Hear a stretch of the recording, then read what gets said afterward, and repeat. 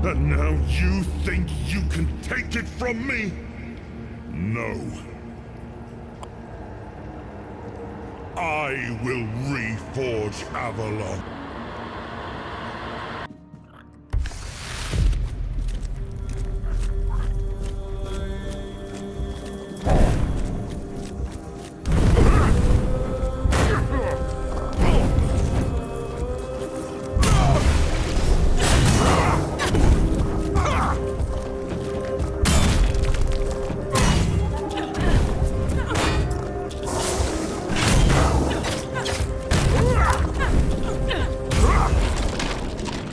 You took Arthur's power for yourself.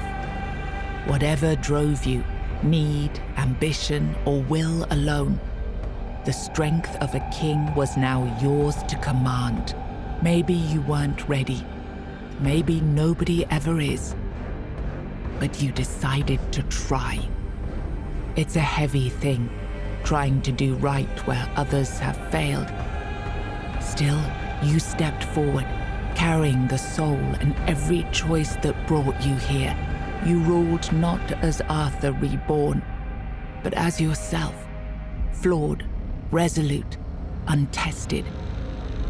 Avalon changed beneath your hand, and history will decide what that truly meant.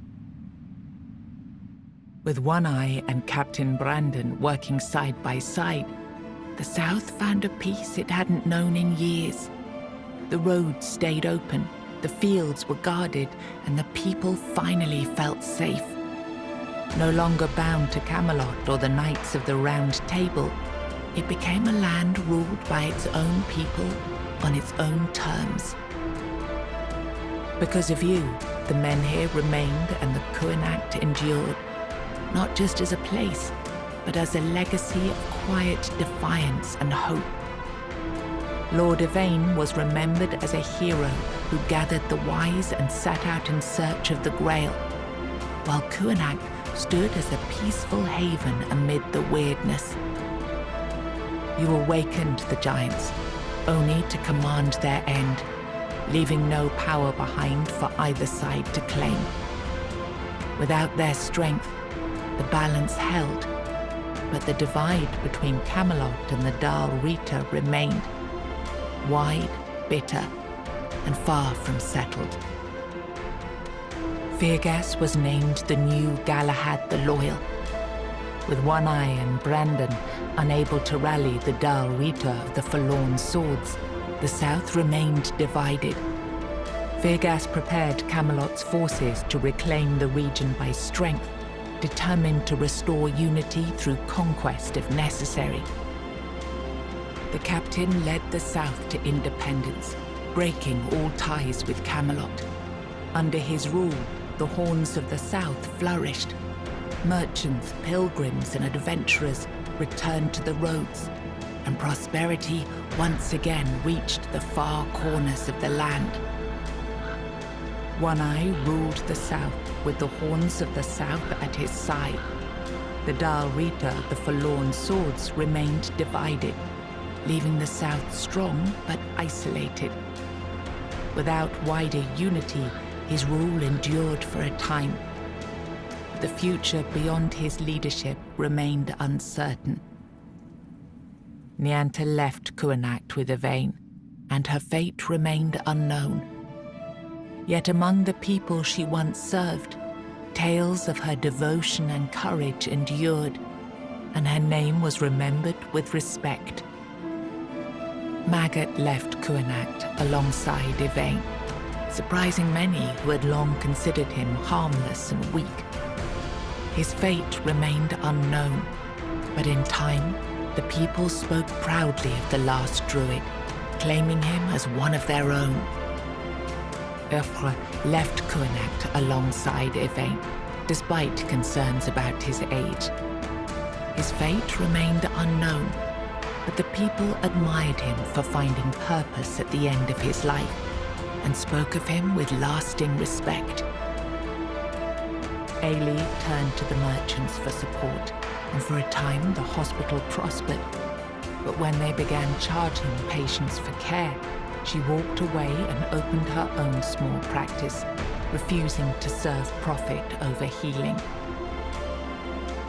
With Frail as their new matron, the Volca pulled even further away from the Dal Rita.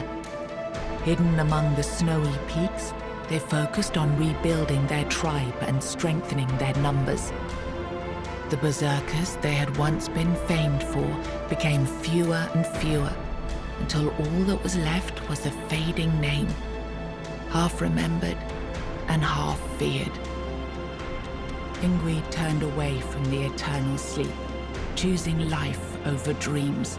In time, she began to rebuild the Thoid among the living, planting the first seeds of a new future for her scattered people. Under Stronner's leadership, the Ulfra found new strength.